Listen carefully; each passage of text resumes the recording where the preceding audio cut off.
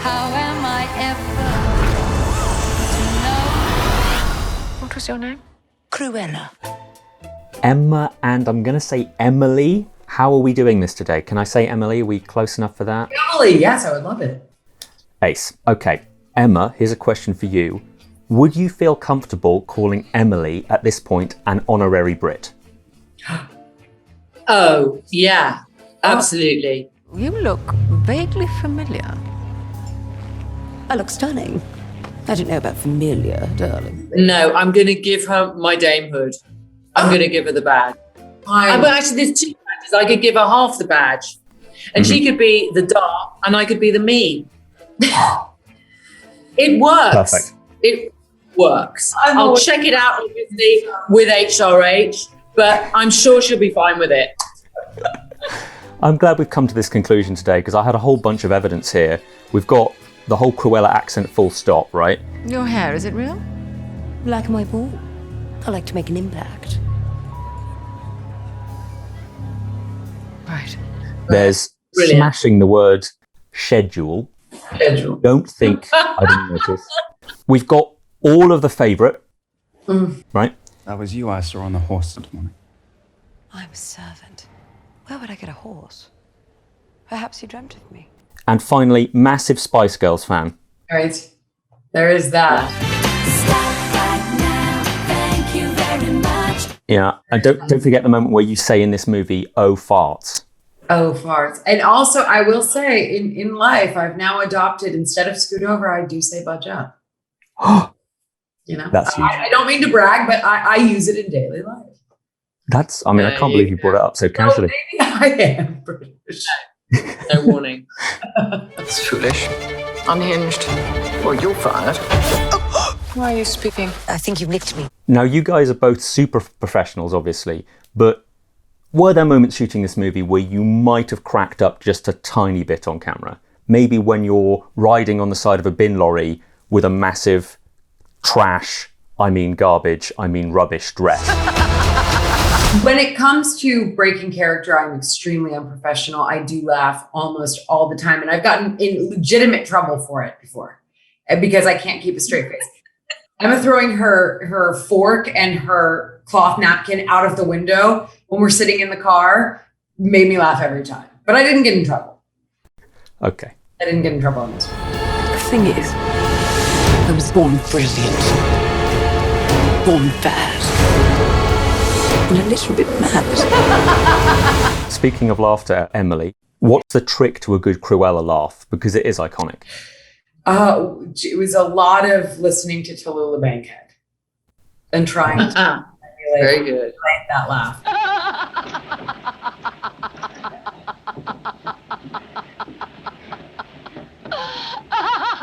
Because the animated Cruella that was based on Tallulah Bankhead's voice, so I watched a lot of Tallulah Bankhead. Sweet, simple Anita. I know. This horrid little house is your dream castle. I noticed you do a similar driving move to the cartoon Yes. as well. Lots of that. Yeah, you gotta keep it. You gotta keep some ties. Didn't know you knew how to drive? I don't. Emma, tell me, was there an element of this being your biggest acting challenge ever? Because you two have got to get on like a house on fire, but on camera, you've got to hate each other. Yes, it was very hard. You have the talent. Whether you have the killer instinct is the big question.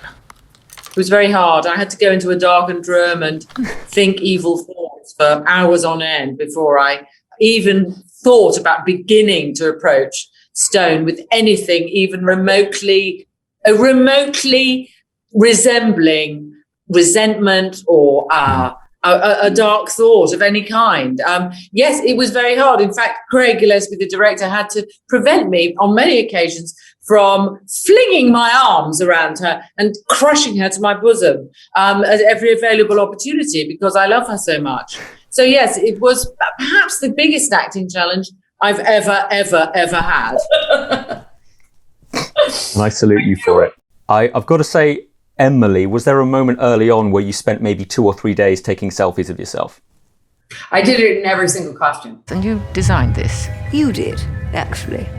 1965 collection. Oh, no wonder I love it. It's mine. And I'm not even a person that does that often. I actually think it's disgusting. Like, it's not for me. I'm not on social media. I don't understand it. When I see people with a lot of selfies, it makes me sad and scared.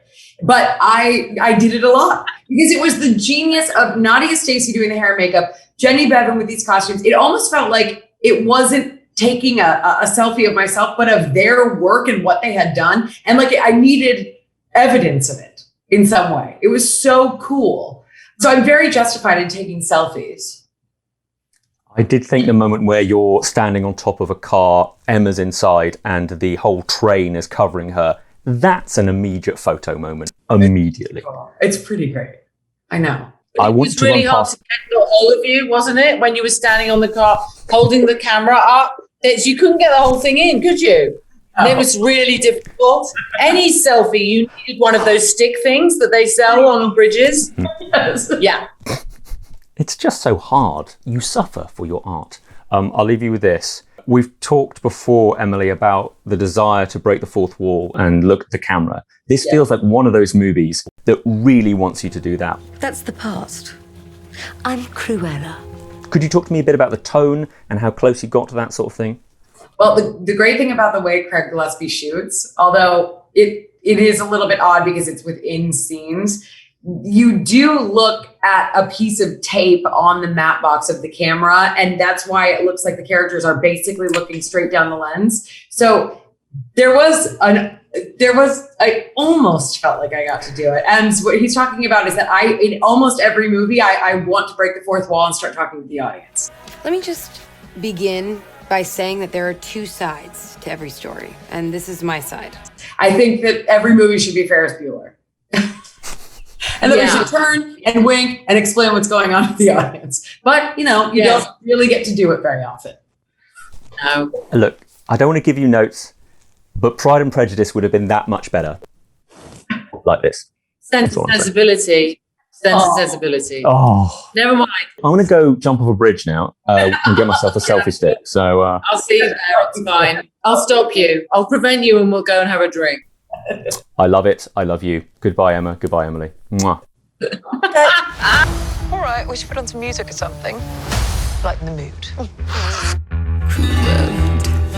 Thanks for watching. If you enjoyed this video, don't forget to subscribe and click the bell icon to keep up to date. You can listen to my Radio 1 movies and TV podcast, Screen Time, on BBC Sounds. And you can find these interviews in full on BBC iPlayer by searching Movies with Ali Plumb.